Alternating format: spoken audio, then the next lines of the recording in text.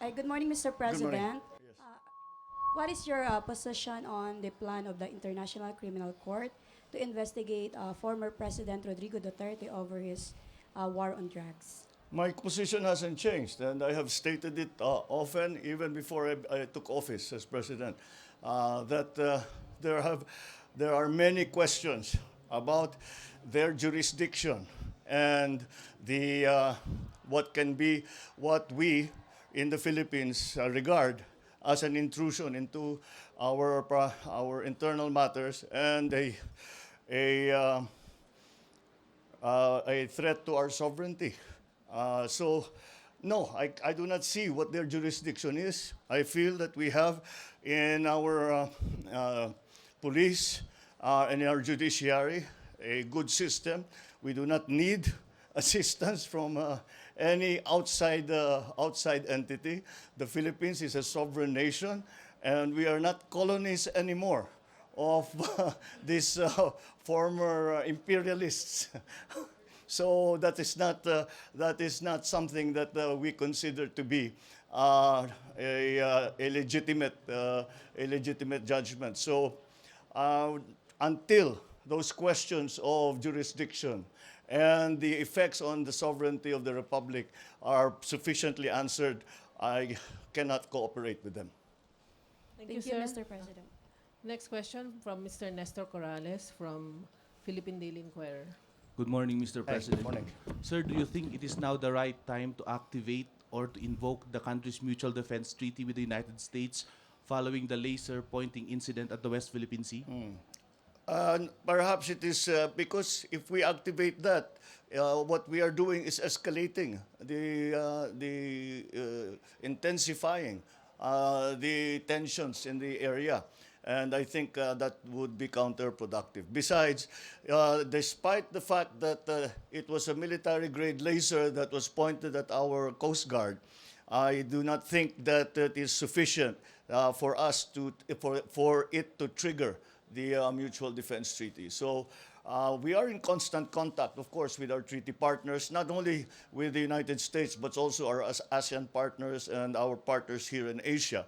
And that, I think, is the better recourse rather than to go directly to the Mutual Defense Treaty, which, again, I am very concerned would provoke the tensions rather than cool the tensions down. Thank you, sir. Thank you, sir.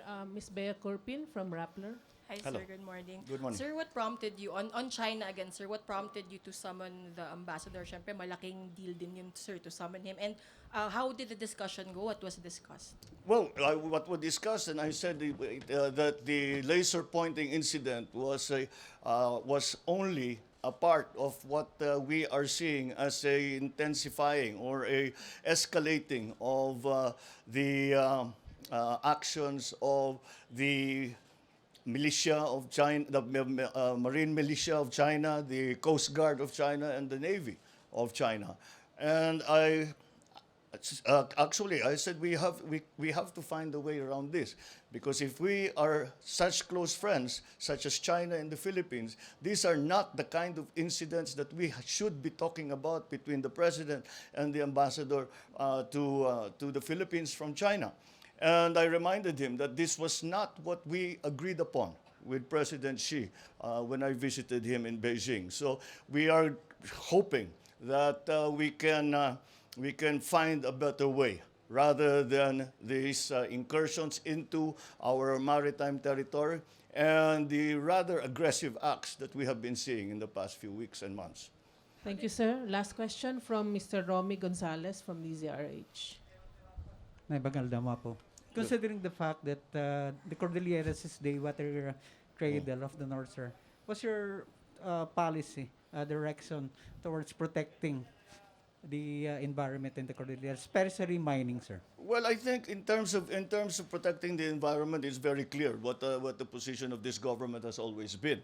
It has been an important part of all our policies that we are environmentally conscious, that we are moving the economy towards green technologies. We are moving our production of power towards renewables. So in that regard, all our forest cover is important and must remain. That is giving the Philippines, we fall into the category of a carbon sink country because of our forest cover. And so that is a very valuable asset for the Philippines. Now, in terms of monetizing, you can actually now monetize forest cover. You can give it a peso value, a dollar value, so that we can take advantage of being more active in promoting and monitoring, regulating, and encouraging the care of our forest cover, of all our environmental assets. It's very, very important. When it comes to mining, mining is very clearly an important part of our plans for the economy. However, it's clear that we do not want some of the incidents that we saw in the past few years to happen again. And so it is really a question of enforcing the law in terms of responsible mining. And that is what we will continue to do.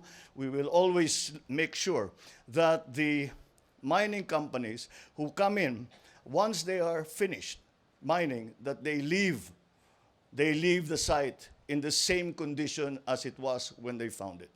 Thank you, sir. Thank you. Sir, thank you, Mr. President. All right. Thank you very much. Thank you, Malacañang Press Corps.